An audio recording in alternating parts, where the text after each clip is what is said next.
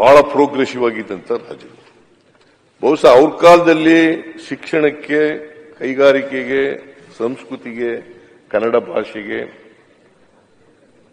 ಅವ್ರು ಕೊಟ್ಟಂತ ಒತ್ತು, ಆಮೇಲೆ ಸಾಮಾಜಿಕ ನ್ಯಾಯಕ್ಕೆ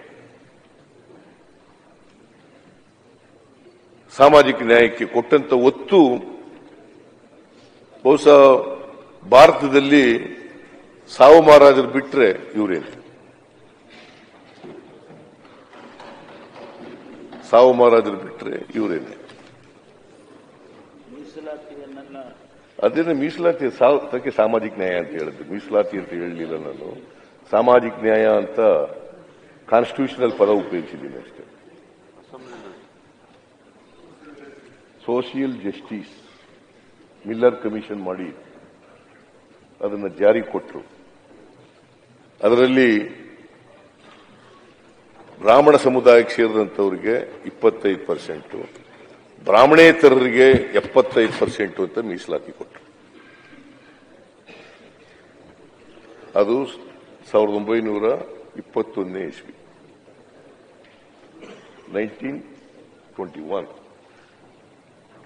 ಅದಾದ್ಮೇಲೆ ಬೇರೆ ಕಮಿಷನ್ಗಳೆಲ್ಲ ಆದೋ, ರಿಸರ್ವೇಷನ್ ಬಗ್ಗೆ ಸಂವಿಧಾನ ಬಂದ ಮೇಲೆ ಬೇರೆ ಬೇರೆ ಕಮಿಷನ್ಗಳೆಲ್ಲ ಆದೋ, ಇದೆಲ್ಲ ಆಯ್ತು. ನಾ ಯಾಕೆ ಹೇಳ್ತಾ ಇದ್ದೀನಿ ಅಂತಂದ್ರೆ, ನಾಲ್ವಡಿ ಕೃಷ್ಣರಾಜ ಒಡೆಯರನ್ನ ಸ್ಮರಿಸ್ಕೊತಾ ಇದ್ದೀನಿ ಅಂದ್ರೆ, ಅವರು ಆ ಕಾಲದಲ್ಲೇ ಕೈಗಾರಿಕೆಗಳ ಬೆಳವಣಿಗೆಗೆ, ಕೃಷಿಗೆ, ನೀರಾವರಿಗೆ,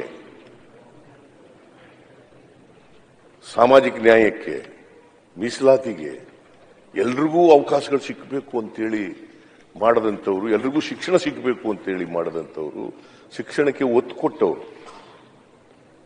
ಮೈಸೂರು ವಿಶ್ವವಿದ್ಯಾಲಯ ಅವ್ರ ಕಾಲದಲ್ಲಿ ಆದದ್ದು.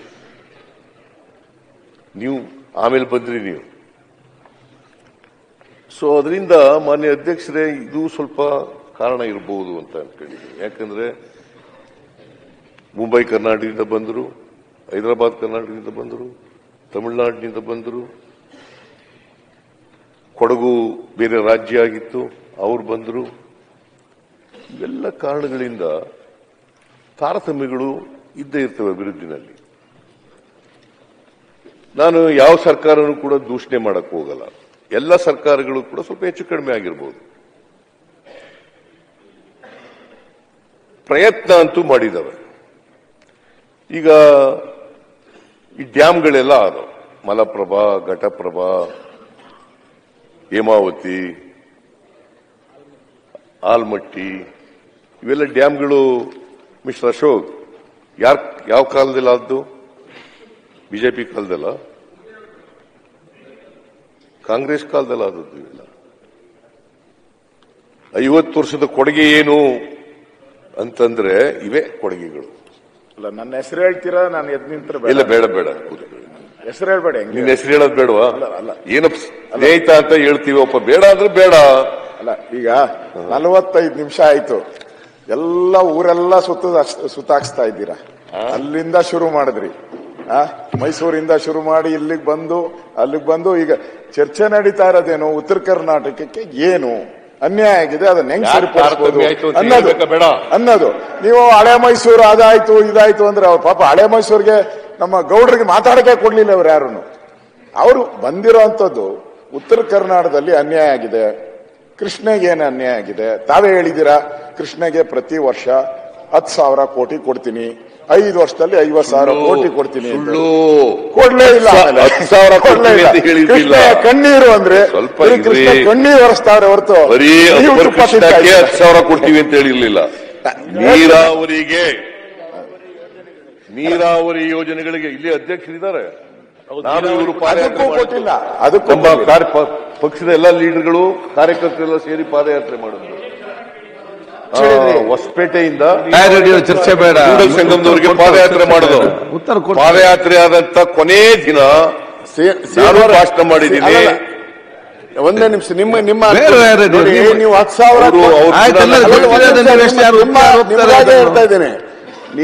ನೀವು 10,000 ಅಲ್ಲ 20,000 ಕೋಟಿ ಕೊಟ್ಟರು ಖರ್ಚು ಮಾಡಕ್ಕಾಗಲ್ಲ. ಬಿಕಾಸ್ ನೋಟಿಫಿಕೇಶನ್ ಮಾಡಿಲ್ಲ, ಗವರ್ಮೆಂಟ್ ಆಫ್ ಇಂಡಿಯಾ ನೋಟಿಫಿಕೇಶನ್ ಮಾಡಿಲ್ಲ. ಕೃಷ್ಣಾ ವಾಟರ್ನ ಖರ್ಚಲ್ಲಿಂದ ಮಾಡ್ತಾರೆ. Even today notification gazette notification ಆಗಲಿಲ್ಲ. ನಮ್ಮ ನೀರಿನ ಹಂಚಿಕೆ ಇದ್ದು ಮೋದಿ ಅವ್ರಿಗೆ ಒತ್ತಾಯ ಮಾಡಿ 10,000-20,000 ಖರ್ಚು ಮಾಡ್ತಾರೆ. You are correct. ಮಾನ್ಯ ಅಧ್ಯಕ್ಷರೇ,